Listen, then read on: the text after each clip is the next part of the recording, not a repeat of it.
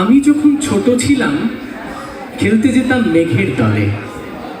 একদিন এক মেঘবালিকা প্রশ্ন করলো কৌতূহলে, এই ছেলেটা নাম কি রে তোর? আমি বললাম ফুসমন্তর। মেঘবালিকা রেগেই আগুন, মিথ্যে কথা, নাম কি অমন হয় কখনো? আমি বললাম নিশ্চয়ই হয়, আগে আমার গল্প শোনো। সে বলল শুনবো না, যা, সেই তো রানী, সেই তো রাজা, সেই তো একই ঢাল তলোয়ার, সেই তো একই রাজার কুমার পক্ষী রাজে, শুনবো না আর, ওসব বাজে। আমি বললাম তোমার জন্য নতুন করে লিখবো তবে। সে বলল সত্যি লিখবি? বেশ, তাহলে লিখেই কিন্তু আমায় দিবি, মনে থাকবে? আমি বললাম তোমার জন্য লিখতে পারি এক পৃথিবী। লিখতে লিখতে লেখা যখন সবে মাত্র 2-4 পাতা, হঠাৎ তখন ভূত চাপলো আমার মাথায়। খুঁজতে খুঁজতে চলে গেলাম ছোটবেলার মেঘের মাঠে। গিয়ে দেখি চেনা মুখ তো একটিও নেই তল্লাটে। একজনকে মনে হলো ওরই মধ্যে অন্যরকম। এগিয়ে গিয়ে বলি তাকেই, তুমি কি সেই মেঘবালিকা? তুমি কি সেই? সে বলল মনে তো নেই, আমারও সব মনে তো নেই। আমি বললাম তুমি আমায় লেখার কথা বলেছিলে। সে বলল সঙ্গে আছে, ভাসিয়ে দাও গায়ের ছিলে। আর হ্যাঁ শোনো, আমি এখন মেঘ নই আর, সবাই এখন বৃষ্টি বলে ডাকে আমায়।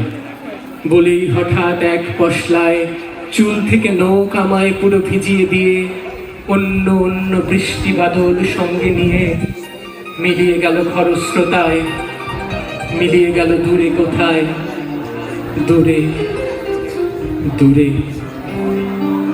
বৃষ্টি বলে ডাকে আমায়, বৃষ্টি বলে ডাকে আমায়। আপন মনে বলতে বলতে আমি কেবল বসে রইলাম, ভিজে একসা কাপড় জামায় বসে রইলাম। বৃষ্টি নাকি মেঘের জন্য? এমন সময় অন্য একটা বৃষ্টি আমায় চিনতে পেরে বলল, তাতে মন খারাপের কি হয়েছে? যাও, ফিরে যাও, লেখো আবার।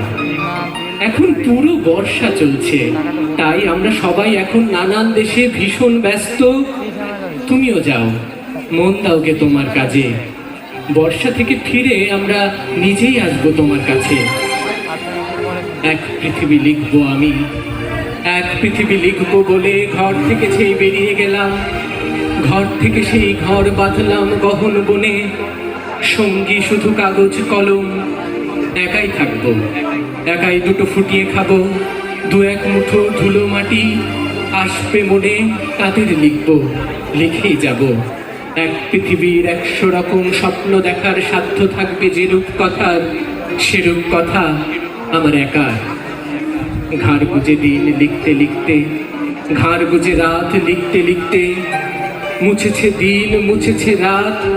যখন আমার লেখবার হাত অসাড় হলো, মনে পড়লো সাল কি তারিখ, বছর কি মাস, সেসব হিসেব আর ধরি। এক পৃথিবী লিখবো বলে একটা খাতাও শেষ করিনি। সঙ্গে সঙ্গে ঝমঝমিয়ে বৃষ্টি এলো আমার উপর, আজীবনের লেখার উপর। বৃষ্টি এলো এই অরণ্যে, বাইরে তখন গাছের নিচে নাচছে ময়ূর আনন্দিত। বলছে পাখি এই অরণ্যে কবির জন্য আমরা থাকি, বলছে ওরা কবির জন্য আমরা কোথাও, আমরা কোথাও, আমরা কোথাও হার মানিনি। কবি তখন কুটির থেকে তাকিয়ে আছে অনেক দূরে, সেই যেখানে মাঠের ওপর নদীর পরে বৃষ্টি পড়ে, বৃষ্টি পড়ে। সেই যেখানে কেউ যায়নি, কেউ যায় না কোনোদিনই। সেইখানে সেই ঝর্ণা তলায় এদিক ওদিক ছুটে বেড়ায় সোনায় মোরা মেঘ হরিণী, কিশোর বেলার সেই হরিণী। ধন্যবাদ।